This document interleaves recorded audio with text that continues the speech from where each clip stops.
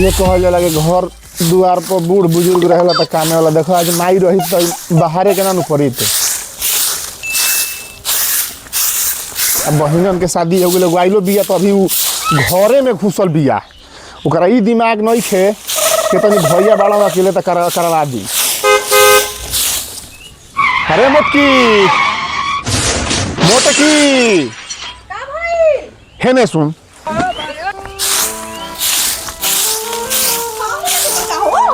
खा हूँ खात रही ना जीवन भर खैलू मोटा के चल गलू ससुर आइलू तो खाही के फेरा पड़ गलू। तोरा वो खाना ना मिलेला वहाँ बना के खाए के पड़े। यहाँ पर तो भौजी के हाथ के खाता नहीं ना।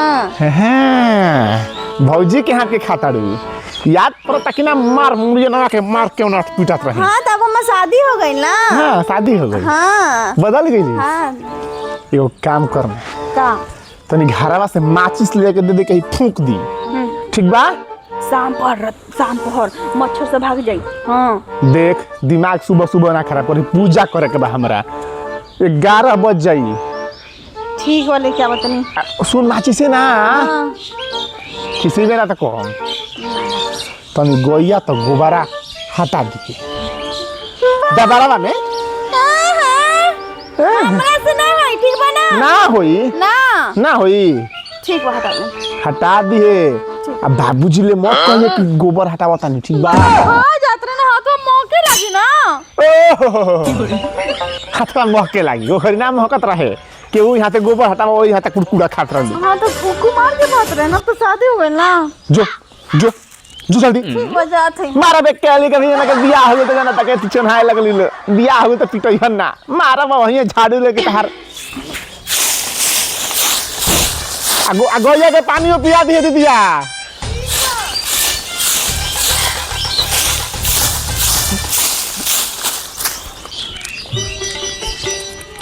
खाली काम काम काम काम काम वही देखो वो देखो पहले कितना मोह का था। हाँ अयो नानी कभी होगे खाली जरूरत रहे। हट कुमारों में करा से करा और नहीं अभियो करा आके ऐसे अच्छा बोले को ससुरा रही अब जाए ना अरे भी न करम। हाँ हम कोई के पूछिया तो कम के भैया ना गोबर उठावे खातिर बुलावत रहा मैं के ना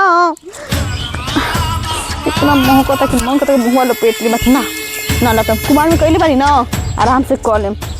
कुमार में आदत रहे। हाँ अभी तो 1 साल हो गई आदत भी छूट गई हमारी। अपने सब खाली काम में बिजी रहते हैं। भौजी कहनी कि भौजी गरम गरम रोटी बनाबो और हम आवत नहीं आ खाई बाकी भाईवा ना जे ना करवा दे हमरा के कुतवा देखो वो चूहा में हमके कोई भी ना करता। देख तू मारिए मत। हाँ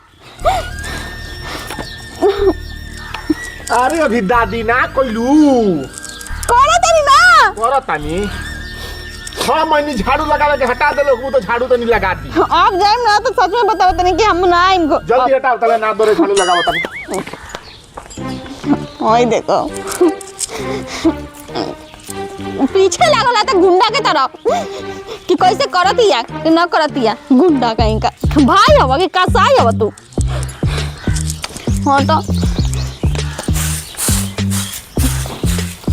सुबह तक आदमी सब चाय बिस्किट खाला अच्छा एक नाश्ता करेला और हमें ई नाश्ता मिला तो करे खातिर बक्को कोईबू के साफ करम करत है ना हम तो इंसान ना है। तो कर जल्दी जल्दी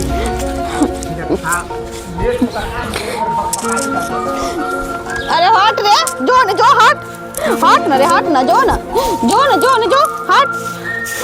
अरे बच्चे क्या करता रे गोबर खाता रे आउ तरवा मौजा कहाँ बा उहे झाड़ू लगावत हवन छोड़ दे काहे नु गोबर आइल बड़ू ससुरा में से नहर में गोबर काढ़े अब हमरा के कह तुम कितना करबे तो मारबो करम। हम मानी नु मार के उनको हगा मुता दे चल छोड़ दे गोबर मत कर बाबा ना करम तो खानो ना दी। अरे हम देव खाना नु उका दिखाना बाकी बाबा हमके ना हम हल बंद कर उ काहे नु सरवा मौग हो गइल बा अतार के बोलौनी है ससुरा ले गोबर काढ़े खातिर। बाबा अब हम ना रहम ठीक बा ना हमके ससुरा भेज दो अब हम ना ही चिंता मत करबे। कर बाची चिंता मत कर हम बानी नु जात रे खाना खा। हाँ बाबूजी दहिया बनाओ तने तोरा के देखत ने तोरा के पढ़ावला लिखवाले बानी गोबर पाथे के आए कइले हेते बोलौनी है त कि आगे भौजाइन के तने कुछ सेवा करबे त ते गाय चरावत रे आ बाबा ले का वे टकला मुंडा हम कहला से जगह गोबर उठो। हां भागल बाबू का अभी तो झाड़ू लगावत रहे बेटा से बात के लौटे त मार के गई फरनाठी लोग दहिया फाड़ दे हम। हां मारही के बा तने देखिए बाबूजी हाँ। आज से एकर काम मत कर दे भाई ना, घरे काम बैठा मत के करता। ये पलंग पर ए, ए बतावा बाबूजी। हई तोरा के गोबर पाथे के बोलौला था ऊ। ए बाबूजी हां हम अपना ससुराल में भले नीमकी रोटी खाई बाकी अपना ससुराल में रहम अब हम नहीं है नहीं ना ना ना अरे ना, ना, ना। बाबूजी लिया के एकरा घर पर ओकर का मौगा के ढूंढी का हां ढूंढ चल कैसे ना भाई का साई निकल गए चल हे जा भगवान चल छी। छोड़ काम नहीं करे के गोबर आ पानी नहीं करे के चल